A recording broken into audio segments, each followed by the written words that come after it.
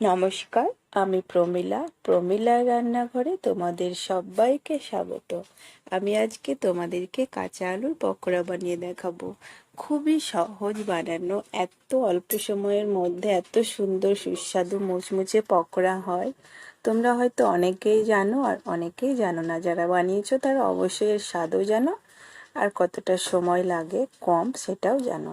তো চলো শুরু করি আমার আজকের পকোড়া রেসিপি। খুব অল্প আলুতে হয়ে যাবে। আমি দুটো বড় সাইজের আলু, দুটো ছোট সাইজের আলু খোসা ছাড়িয়ে ধুয়ে নিয়েছি। এবার আলুগুলোকে গ্রেট করে নেব। তোমরা চাইলে একদম মিহি মিহি করে যারা কাটতে পারো কেটে নিতে পারো, অসুবিধে নেই। তো আমি একটু স্পিডে গ্রেটটা করে নিচ্ছি, তাহলে বেশ লম্বা লম্বা হয়ে আলুগুলো কিন্তু গ্রেট হবে। তো আমি তোমাদের দেখিয়ে দিচ্ছি, দেখো ঠিক এইভাবে গ্রেটটা করে নিতে হবে। তো আলুটা কিন্তু খুব তাড়াতাড়ি গ্রেট হয়ে যায়, অসুবিধে লাগে না। দেখো আমি কিন্তু সবগুলো আলু গ্রেট করে নিয়েছি। এবার এই আলুটাকে না খুব ভালো করে 4 থেকে 5 বার ধুয়ে নিতে হবে। মোটের কথা যত ভালো করে ধোবে তত কিন্তু বেশ মুচমুচে হবে। আলুটা দেখলে কালারটা কতটা লাল আর কালচে ভাব, একদম সাদা করে ধুয়ে নেবে যতবার পারবে। তো আমিও 4 বার মতো ধুয়ে নিয়েছি। এবার শেষবার জল থেকে খুব ভালো করে চিপে আর একটা পাত্রে উঠিয়ে নিচ্ছি।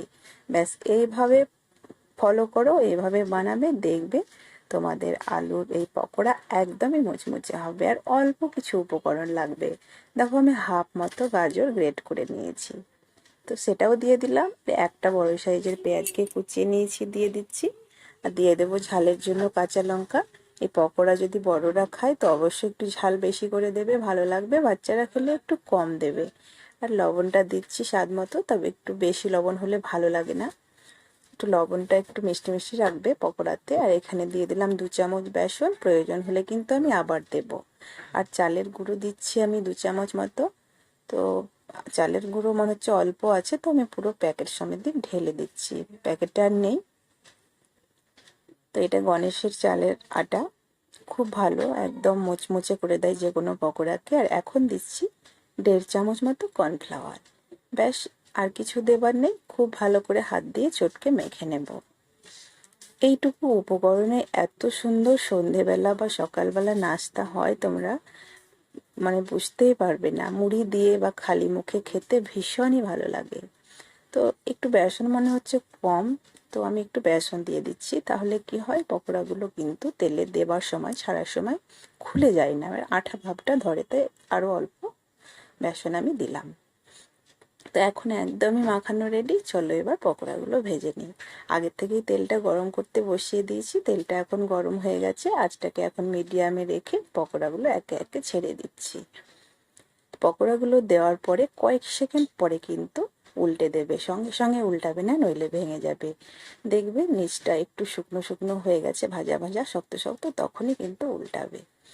সেকেন্ড পিঠটাও একইভাবে কয়েক মিনিট অপেক্ষা করবে। তারপরে উল্টে পাল্টে মোটামুটি 3 থেকে 4 মিনিট মতো ভেজে নিলেই পকোড়াগুলো একদম রেডি হয়ে যাবে। আর মুচমুচে ভাবে ভেজে নেবে।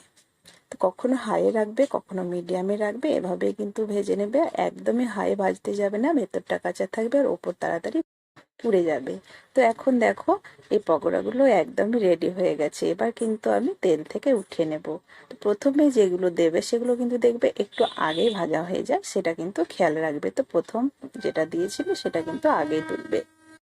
তো এর থেকে বেশি ভাজার কোনো দরকার নেই। পকোড়াগুলো কিন্তু একদমই রেডি হয়ে গেছে, আমি উঠিয়ে নিচ্ছি। একইভাবে সেকেন্ড ব্যাচেও কিন্তু সমস্ত পকোড়াগুলো ভেজে নেব। দেখো এখন দেখিয়ে দিচ্ছি, এগুলো তুলে নিয়েছি। এবার বাকি পকোড়াগুলো ছেড়ে দিচ্ছি। তো এখন আমি 4টে পকোড়া দিলাম। এগুলো কিন্তু একটু শক্ত হয়ে যাওয়ার পরে আর 3টে মতো হবে, আমি দিয়ে দেব। তো দেখো আমি কিন্তু সেকেন্ড ব্যাচে সবগুলোই ভেজে নিয়েছি। এই পকোড়াগুলো একদম রেডি হয়ে গেছে।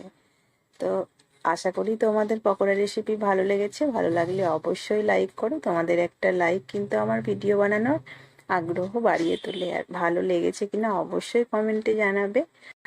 আর এরকম ঘরোয়া রেসিপি পেতে পাশে থাকা বেল বাটনটি অবশ্যই বাজিয়ে রাখবে। আর আমার চ্যানেলে নতুন হয়ে থাকলে প্লিজ চ্যানেলটাকে সাবস্ক্রাইব করতে কিন্তু ভুলবে না। আর আজকের রেসিপি কেমন হয়েছে অবশ্যই আমাকে জানিও। আর বেশি বেশি করে শেয়ার করো। আজকে এ পর্যন্তই, ভালো থেকো, দেখা হবে।